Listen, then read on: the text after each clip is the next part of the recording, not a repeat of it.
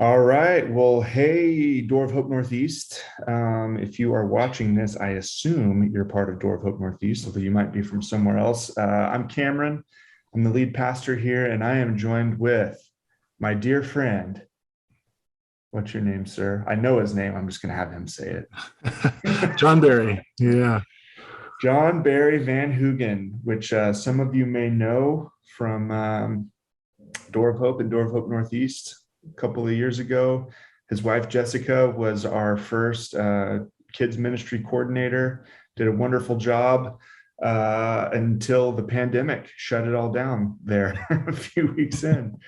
And we're having this conversation, we're posting this video because John Barry and Jessica, some of you know, some of you don't know, they've begun the process of planting a church in Boise. A few months after the pandemic set in, they ended up moving back to Boise to plant a church. And the elders at Door of Hope Northeast have decided that we want to enter a formal partnership of support for this church and this family. And so we just want to take a minute in this format to update you all on what's going on, what they're doing, and even how you could be involved. So first of all, thank you, John Barry, for your boldness to step out in a wildly uncertain time for the gospel. We're just super proud of you. Thanks. Well, we'll see if that was a decision you should be proud of. Yeah, fair enough. No, we love you, man. Well, we like to keep these concise, so we'll just get straight into it. I have a few questions I want to ask, and we'll just go through them if that sounds good to you. Yeah. Okay. Well, first, John Barry, give us just a quick snapshot of who are you? Who would you say you are? And even your history with Door of Hope. Yeah, that's a great question. So as Cameron said, my wife, Jessie, and I, with our three boys, we attended Door of Hope from like 2018 to 2020. It was just a couple of years, but not super long, which is actually crazy to say. And I think it's because so much was happening just in those 2 years. And also because we connected so deeply with so many wonderful people. It just felt like we'd been anchored there for a long time.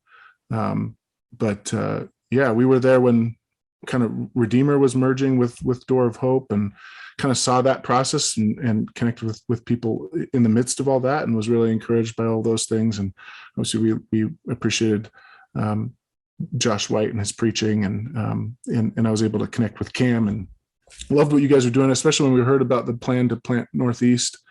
I got to connect with you just about that idea, and I loved what you were doing. I loved the vision, and also because what we had sensed even before we got to Portland, we sensed this idea that God was maybe preparing us to plant a church as well. And so it just made sense for us to pitch in with Door of Hope Northeast right away, and got excited about that. So as you said, my wife, she served as the children's director for a few months, kind of leading up to that first service. And then for 2 glorious whole weeks before COVID shut everything down. And I don't think we were unique, but we did to anybody else. We did a lot of wrestling, I think, as a lot of people did during that time, because we kind of had this sort of loosely held plan to end up in Boise at some point, which is my hometown. That's where I'm from. Grew up in Boise, Idaho, and our desire was to plant a church there. We didn't think it'd be for another year or two, but I'd say COVID kind of just gave us the opportunity to ask whether maybe God was speeding that timeline up. So I think we prayed a lot about that. We went right to Cam and the elders. Wanted to inform you guys of that sense that we were having, and just see what you guys had to say. And you guys were you were so gracious and understanding in the middle of such a weird and uncertain and discouraging time. And essentially, long story short, just kind of sent us off with a lot of support, and we were just so blessed and grateful for that. So things happened pretty fast after that. Like you said, we've been in Boise now for a couple of years, which is even crazy to say as well. I would say stumbling our way through planting a church. Seems like that's about the only way. Yeah, I think so. I think you're right. I haven't heard anybody who feels really confident about every step they've ever taken. Yeah. But that's that's kind of where we've been. And so this has been something that's been kind of on the radar for a while, even when we first started at Door of Hope. And so just being able to spend time with you and Josh and the other elders and people that we've met at Door of Hope have all kind of fed this vision, I'd say, an excitement for what God we pray is doing in Boise. So awesome. Well, just give us a brief rundown of your church. Is called Boise Gospel Church, correct? Mm-hmm. Give us the rundown of kind of just the heart and the kind of the key core vision for Boise Gospel Church. Yeah. So no shame here, but we basically hijacked Door of Hope's core values. I grew up in a background that was very kind of international missions. It was a big part of my upbringing and a lot of what I do still. And so we've maybe added to the 4 core values. We added an extra one, not because we felt like Door of Hope wasn't committed to missions, but just because it was our heart to really name that. Yeah, make it explicit. So we kind of added that 5th, but essentially borrowed all of that. I'd say, like, if we kind of boiled it down, we just wanted to. We've been, and if I seem uncertain on this, it's because we've just been, like I said, stumbling through how to articulate this and grow in this idea. But at the end of the day, I think we want to live and grow as the family of God in Boise, proclaiming Christ crucified, just really cross-centered, proclaiming Christ crucified for Boise. So we've tried not to get caught up, and this is something I have to fight, particularly caught up in really fancy, unique visions or strategies. Really, we just want to grow together as God's family, be confident in who we are in Christ, be meaningfully present in our community, and then really at the end of the day, just be who we are and speak boldly and gently, hopefully, about what we know. Yeah. Just as simple as that, I think. I hope. Yeah. Wonderful. Well, give us the story so far. I mean, you've been on the ground in Boise 2 years-ish. Yeah, what's in the big picture? What's the story so far? Yeah, we even just what I said, like all that's hopefully true now, but probably through having learned some tough lessons. I say we started back in January of 2021, and by that I mean we were worshiping, I was preaching, we were partaking of the Lord's Supper together, we were running kids ministry, we were kind of doing the whole thing. Really after only having met with our initial group for a couple of months. And I think that happened partly because we just told ourselves that we were going to do things organically when it made sense and just kind of allow the Spirit to push us into the next step when it seemed right to do that. In fact, ironically, I don't know if you remember this, Cam, but at one point, before like a date had been set for Door of Hope Northeast's first service, I remember pulling you aside one time and kind of urging you to step out, to do it sooner rather than later. Like I think I even like pointed to the Old Testament. I even pointed to the Old Testament and was like, hey, it's like we're like the Israelites on the edge of the promised land, and their disobedience was not claiming what God had promised. And here's God's giving you something to claim it, And I do remember we were at Nong's, I think. Yeah. I remember every time I eat at Nong's. That's right.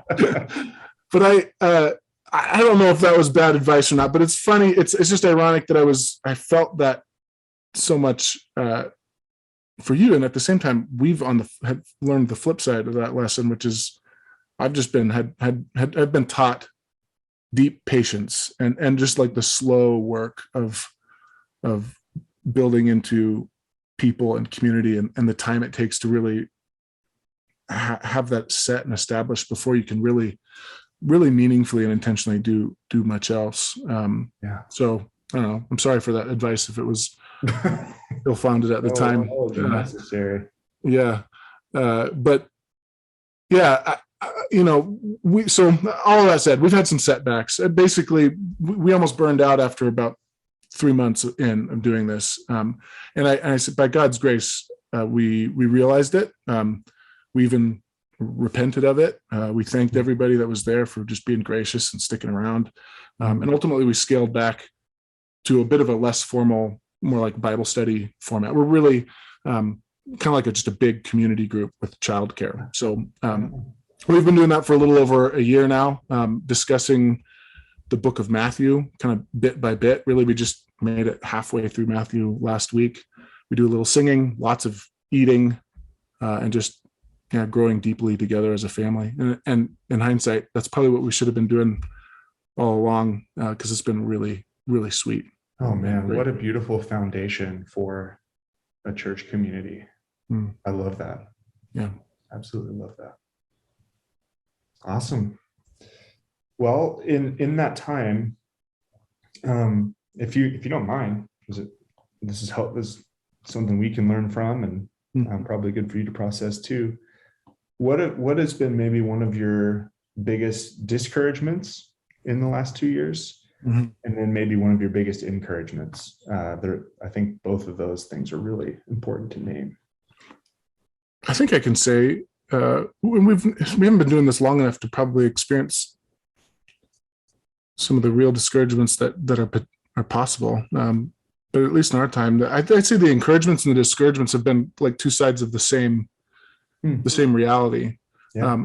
We've experienced more recently, we've experienced like how close relationships and friendships and fellowship can be with people who love Jesus with you and who are excited to follow Jesus together. I've even seen how like that closeness has impacted others, and they felt that community so deeply, and naturally out of that wanted to invite their own neighbors, other people that they care about, into that community, and that's been really, really, really sweet. So I'd say that's been one of the greatest encouragements, is just how surprised, almost caught off guard by how deeply connected we can feel with people.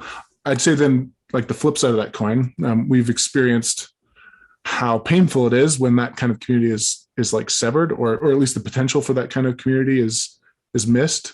I mean, basically we've had a few people leave, and with how small we are, and in the early stages, that really hurts. That was hard to do.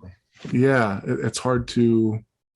It's just hard. So, but again, I just would say like the same thing, the same sort of essence of relationships that makes that so hard and hurt so much is also the same thing that makes it so sweet when people stay. And I had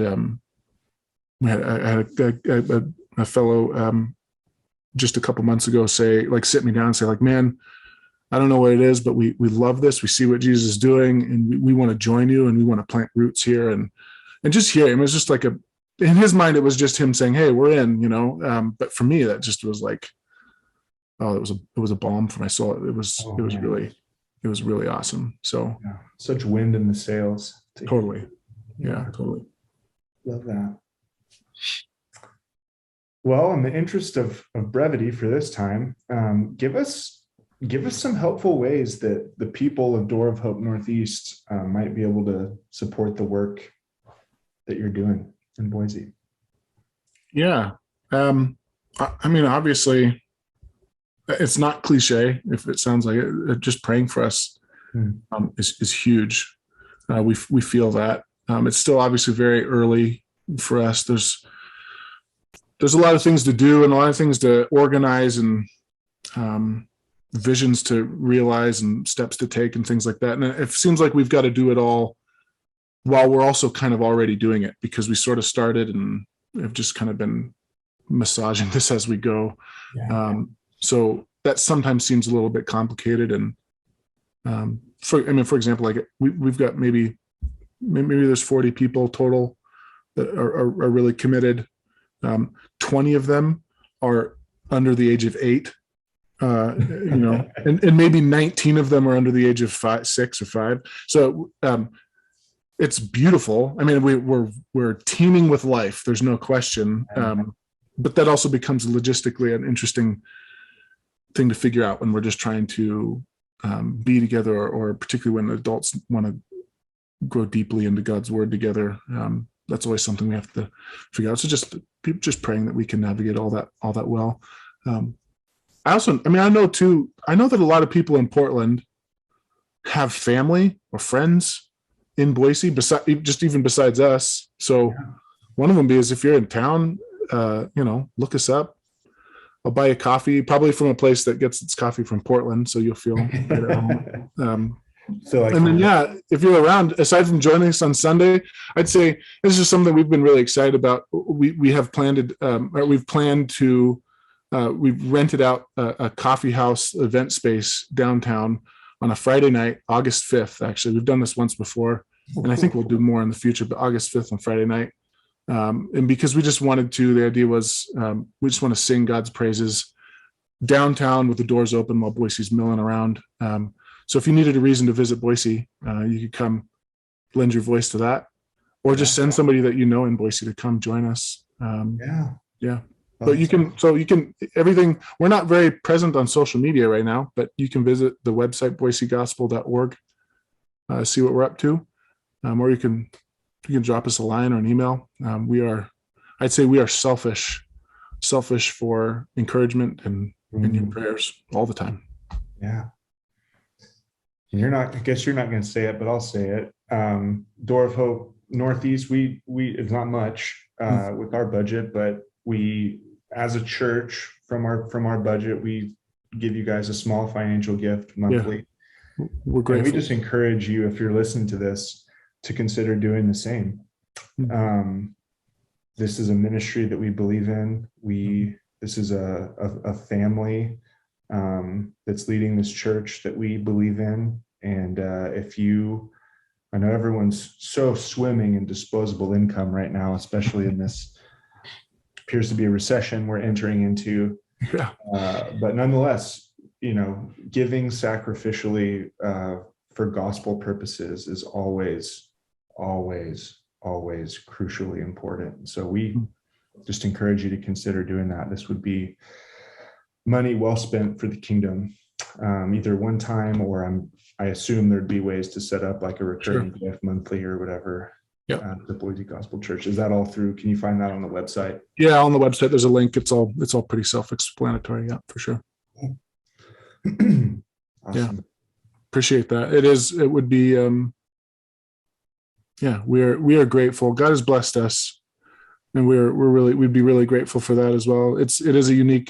Boise's a unique space that's like attracting all kinds of people, and so that's something that a lot of churches, a lot of businesses have been having a hard time with. There's not a lot of space to meet things like that. So we've set goals to just try to be ready for an investment in a lease or a property if anything came available, because we're makeshifting things right now, which is great and we love it, and it's been really sweet. So no complaints there, but yeah, well, that would be helpful.